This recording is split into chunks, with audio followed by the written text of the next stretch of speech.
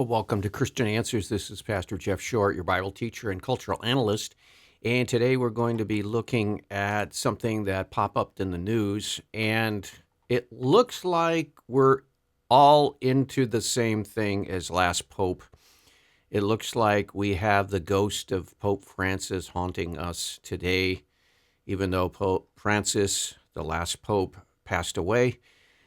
It looks like Pope Francis 2.0, Pope Leo, is echoing the same kinds of false teachings and heresies and just foolishness that his predecessor did. And it's one of those days where I just really thank the Lord that I'm not a Catholic. I'm not a Roman Catholic, because otherwise I'd have to be trying to explain the Pope's statements just like they had to explain Pope Francis' statements over and over again. Now, we saw this happen time and time again with Pope Francis. He'd make a foolish, absurd statement, even heretical, false teachings, and then the Vatican would have to take a couple days and then clarify what he said. And what they usually wind up doing is saying, well, he didn't really mean what he seemed to mean in his statement. So there was a mistranslation, or it didn't come across in the Italian that he was speaking or the Spanish he was speaking. And when you translate it into English, it didn't make sense, and so on and so forth. They could always explain it away. Well, here is Pope Leo, the first pope from the United States, the first English as a major language, primary language pope. And so there's none of that can take place at Vatican. They can't say, well, it was a mistranslation. He's speaking in English. He is a Native American speaker of English, and so he knows how to speak English, and he knows what to say, and he's familiar with the situation here in the United States, the political situation.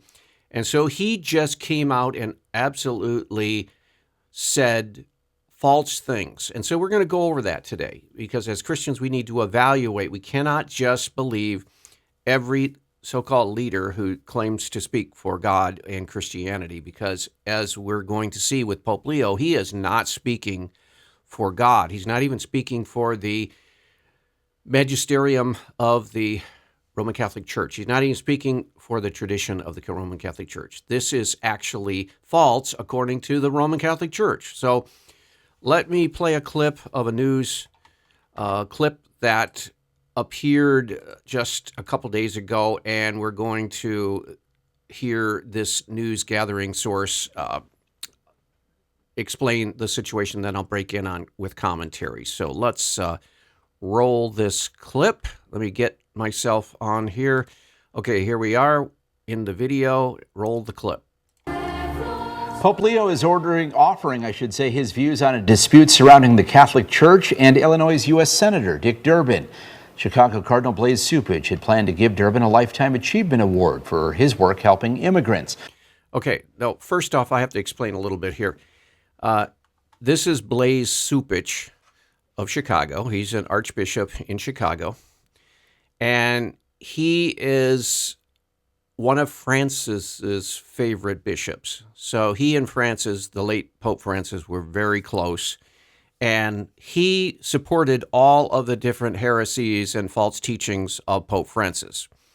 Pope Francis, if you recall, one of the most infamous things he did was he changed the official teaching of the Roman Catholic Church in regard to the death penalty. The death penalty for capital punishment: if you shed the blood of someone, then your blood shall be shed in response. That is Genesis 9:6. You can look it up in the book of Genesis, in the first book of the Bible, and it teaches very clearly that God says, because people are made in the image of God, it says in Genesis, the early chapters, that every person is made in the image of God. Doesn't matter who they are, doesn't matter what their nationality, doesn't even matter what religion or race or anything about them. If they're born a human being, they are made in the image of God. That's what the Bible teaches.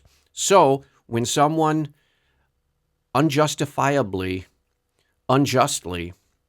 takes a human life, that is a capital offense. And so that person deserves to die. And it says right in the Bible in Genesis 9:6 that if a person sheds the blood of another person without justification, then his life, the criminal, will be put to death.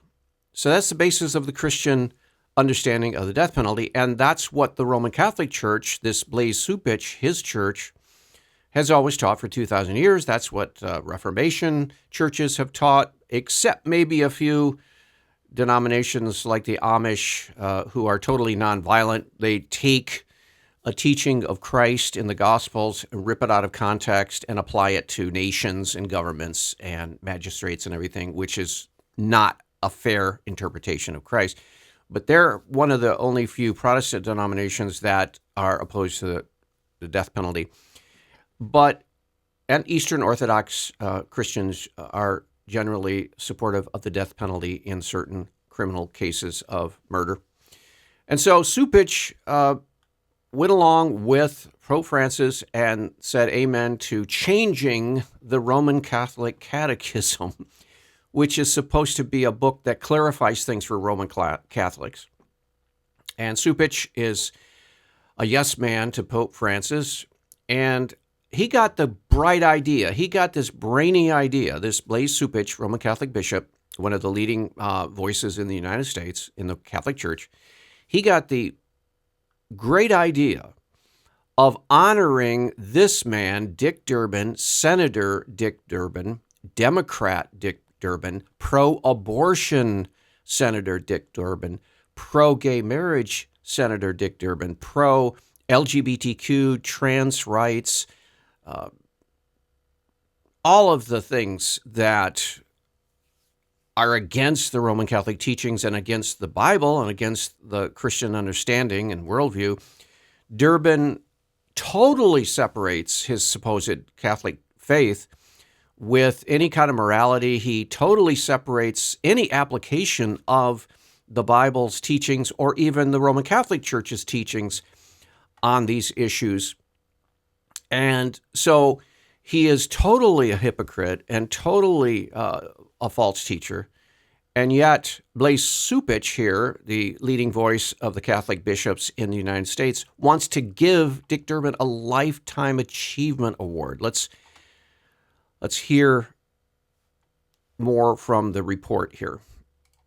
But some conservative Catholic bishops complained because of Durbin's support for abortion rights. The Pope says there is a contradiction in this debate.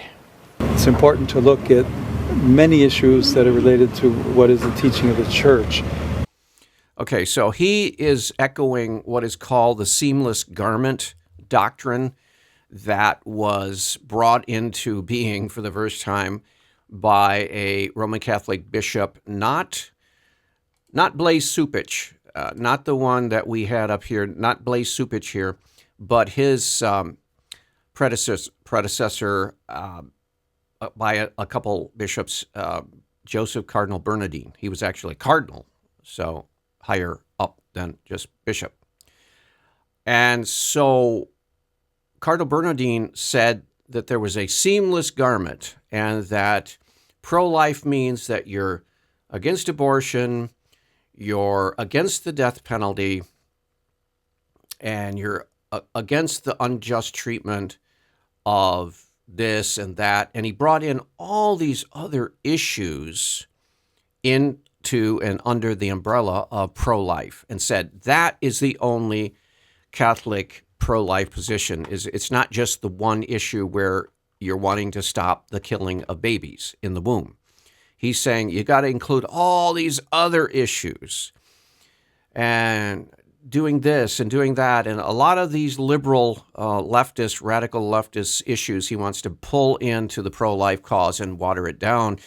And when you do that, you basically rob the focus of the pro-life cause away from actually stopping the killing of babies. Because a lot of these radical leftists, the liberals, they don't really care about abortion. They don't really care that babies are being killed. They just want to try to accommodate the secular world. They're basically sellouts. They're basically compromisers. They want to be on friendly terms with the secular world, and they will pretty much compromise any Christian principle to do so. And that's what Joseph Cardinal Bernardine was trying to do with the seamless garment doctrine, bringing in all of these other issues to the stopping of abortion. And that's what Cupich wants to do, and that's what now Pope Leo that we see here is trying to say, is this, there are so many other issues. So you can't look at Dick Durbin's life on this one issue. Even though he's a Roman Catholic, he's defying the teachings of the church on abortion. You have to look at the totality of his career. That's what Leo is saying. In other words, Leo is defending and running cover for Dick Durbin and his 40 years of pro-abortion advocacy. He's trying to cover up and defend Dick Durbin, and he's trying to defend Blase Cupich for wanting to honor this heretic of Roman Catholicism and anti-life politician.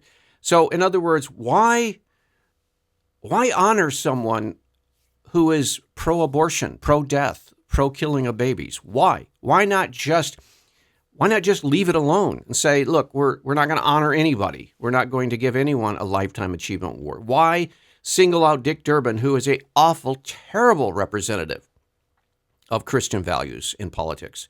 And so why elevate him and why showcase him? In other words, there should be, if Cupich were consistent, there should be a rebuke of Dick Durbin. Like out in San Francisco, Bishop Corleone was rebuking Nancy Pelosi and said, do not come to communion. We will not give you communion, Nancy Pelosi, because you are promoting a grave mortal sin of abortion. And so, but you know what happened after that? Nancy Pelosi promptly went to Rome and met with Pope Francis, this was a few years ago, and then had communion in Rome. So Pope Francis basically said, no, don't listen to that bishop. You come to me and we'll give you communion. Doesn't matter what your views are about killing babies in the womb. Doesn't matter if you're for the murder of innocent children by their mother and the abortion doctor. We'll give you communion anyway. That's okay. So here you have a Blase Cupich in Chicago, and now Pope Leo is in the same mold of the Pope Francis and the Blase Cupich, and he's wanting to defend this so-called misguided Lifetime Achievement Award to Dick Durbin, pro-abortion politician. And he's trying to justify it with the old Cardinal Bernardine line, well, it's a seamless garment, and there are many issues involved to be pro-life. So it's not just one, which is totally false. Totally false. Is a contradiction in this debate. It's important to look at many issues that are related to what is the teaching of the church. Someone who says I'm against abortion but says I'm in favor of the death penalty is not really pro-life. Okay, that's false. That is totally false. You can be totally against abortion and totally for the death penalty under certain circumstances. Why? Because the scriptures gives you teaching as far as the death penalty. And the scriptures teach that the death penalty should be administered to those who take the life of someone in an unjust way. For example, that murderer up in Idaho that killed 4 college students in cold blood while they were sleeping at night in the dorm room, he faced the death penalty, and yet the prosecutor in that case decided to do a plea bargain with him and say, if you confess to all 4 of these murders, we will not put you to death. And the guy said, oh, yeah, sure, okay, yeah, I did confess. I confess I did kill them. Okay, so now the prosecutor says, great, we won that case. We got an admission. No, you didn't win the case because justice wasn't served. The Bible says, if you shed the innocent blood, your blood shall be shed. So you punted, prosecutor. You copped out. You chickened out. you said, well, I'm just going to go the easy way and avoid a trial and avoid all of the expenses and all of the lengthy time and money and all of this. I'm just going to try to get him to confess, and then we'll just put him in prison for the rest of his life. But that's not justice. The justice is that he has to die because he shed the blood of innocent people. And if you're a Christian, you look at that and you say, the Bible teaches it.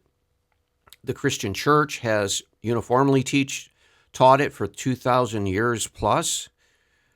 And only up until the time of like a Pope Francis, who decided unilaterally that he was going to change Catholic teachings, which really he can't do that legitimately. And I think it actually may be reversed at some point by a future pope, because you can't have the uniform teaching of the church for 2,000 years and then have a pope decide, oh, I'm going to change a uniform teaching of the church. No. Now, there are some Catholic apologists who will try to split hairs and logic chop and say, well, there's a difference between the application of the death penalty and whether it's okay in principle. And what Pope Francis was saying was that the application should never actually come about. No, that's not what Pope Francis says. He said it's impermissible. It's not possible. Morally and scripturally, he's saying that it's not to be ever used under any circumstances. And so the logic choppers and the Pope splainers are trying to justify what Pope Francis says, but they can't. They can't, because it's a contradiction to the Bible. The Bible says that there are certain circumstances where the death penalty is certainly called for and must be administered. And Pope Francis and the Roman Catholic Church in the last few years have said, no, we won't allow for the death penalty. It's inadmissible. And now Blase Cupich and Pope Leo, they're trying to argue now that you can't actually even be pro-life. You can't even claim that you're consistently pro-life if you're for the death penalty, which is total nonsense, total nonsense. And this is one of the problems in the world today, is we have these weak, heretical, false teaching leaders who are sowing seeds of confusion in Christianity. Now, as a Protestant, as a Bible-believing Reformation Christian, I do not look to the Pope of Rome for authority. I do not see him as speaking for God. I am not Roman Catholic. I have not bound myself to the Pope of Rome. I am not a part of the Roman Catholic Church. And when I see the Pope twist their doctrines in a pretzel and contradict their own teachings, I have to hold up my hands and say, thank the Lord I'm not a Roman Catholic Christian, because I would have to then try to pope-splain or explain away the contradictions that Pope Leo is teaching here. He's trying to say that you really can't be a pro-life Christian if you're in favor of the death penalty. And yes, you can. Yes, you can. By every conceivable means, you can. So he's just flat out wrong. And even Roman Catholics now are calling him out and saying, no, you're wrong, Leo. This is not true, what you're saying. But he says more. Let's move on. So someone who says that I'm against abortion, but I'm in agreement with the inhuman treatment of immigrants or in the United States, I don't know if that's pro-life. So they're very complex issues. You don't know if that's pro-life. You don't know if you can be a pro-life person if you, are against the inhumane treatment of immigrants. I don't think anybody is for the inhumane treatments of immigrants. Again, this is a straw man. He's characterizing people who want to maintain border security and who want to maintain a border. And to maintain a border means you have to have certain standards by which you follow in allowing people in. You can't just have no border and just say anybody who wants to cross over and come into our country, come on in, we are not going to screen you, or we're not going to screen you very well. We're just going to let you in, and you can do whatever you want to do here. That is not, if you oppose that, and if you say, no, there needs to be some strict guidelines to people coming in. You can't have countries, for example, in South America, who just send all of their prisoners up to the United States, send all their criminals up to the United States, send the bad guys, send the violent offenders up to the northern tip of Mexico, and then they cross the border into the United States. You can't use the United States as sort of like a dumping ground for the worst characters in your country to get rid of them.